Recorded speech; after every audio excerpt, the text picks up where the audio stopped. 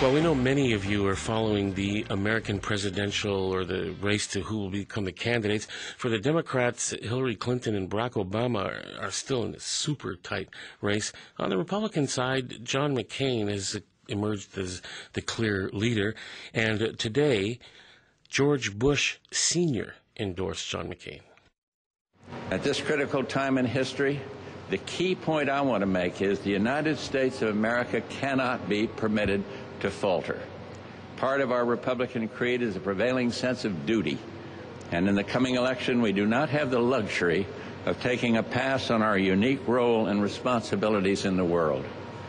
And the indisputable fact that unites the greatest number of Republicans, the most independents, and many good Democrats as well, is the fact that no one is better prepared to lead our nation at these trying times than Senator John McCain.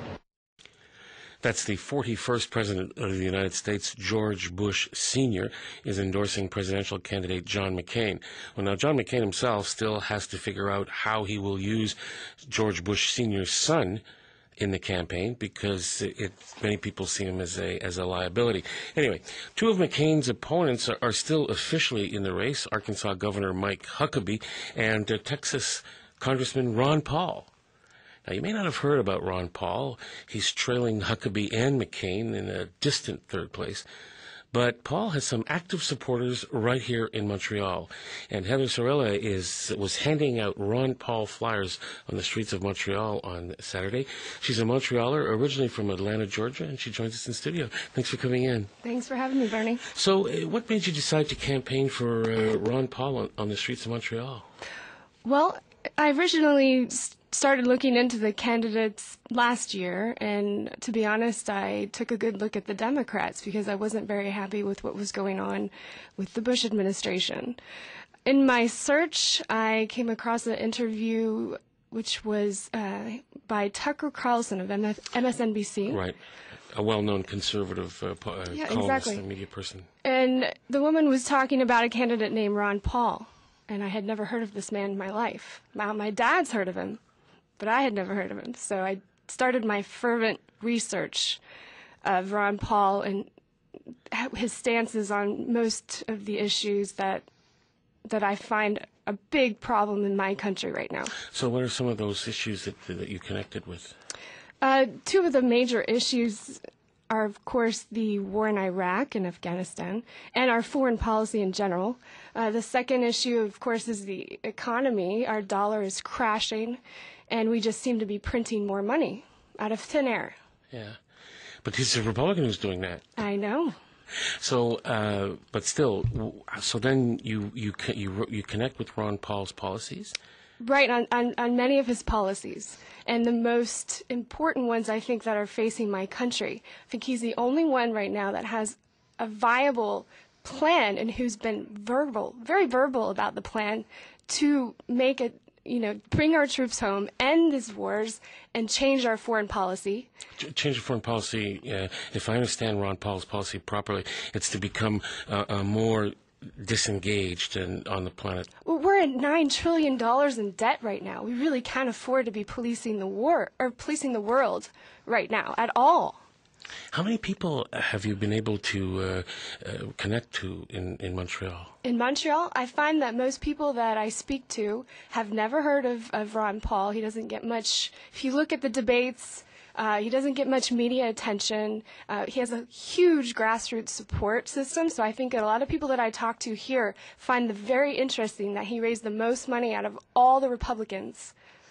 What is it? Why is it? How many Quebecers do you think would identify with Paul's libertarian approach to politics? I mean, we have a tradition of government playing a pretty big role in people's lives here. Right. In what specific issue? Well, health, for example. I mean, universal social health care.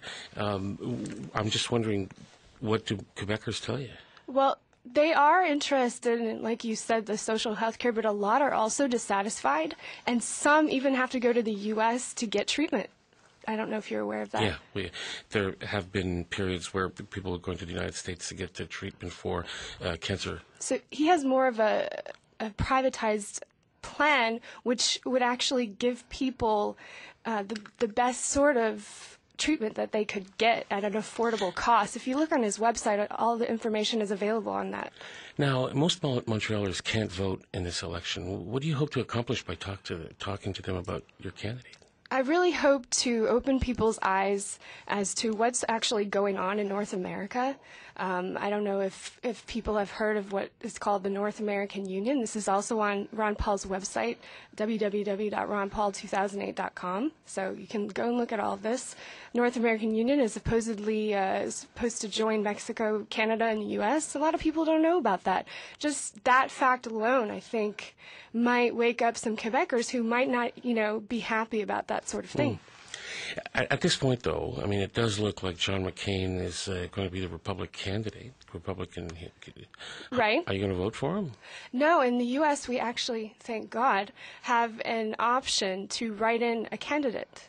Now, some people write in Daffy Duck or, Mickey Mouse. I'm going to write in Ron Paul if that's my last option. And have you met any Democrats in Montreal who are going to be voting in the campaign as well? There's a couple of people in my group that are Americans. So yes, I know that in Montreal they are going to be voting for him, or have. We already have, a lot of us. But it's really hard, like you said before. It's hard to find people that have looked at a Republican candidate because of the name that Bush has presented. I think Bush has lost his way. I think the Republicans used to run on a humble foreign policy, and that people just look at the parties. That's not good. Yeah, but here in Montreal, Quebec, Americans we're speaking to, because of the issues you've just raised, seem more comfortable with either Barack Obama or Hillary Clinton.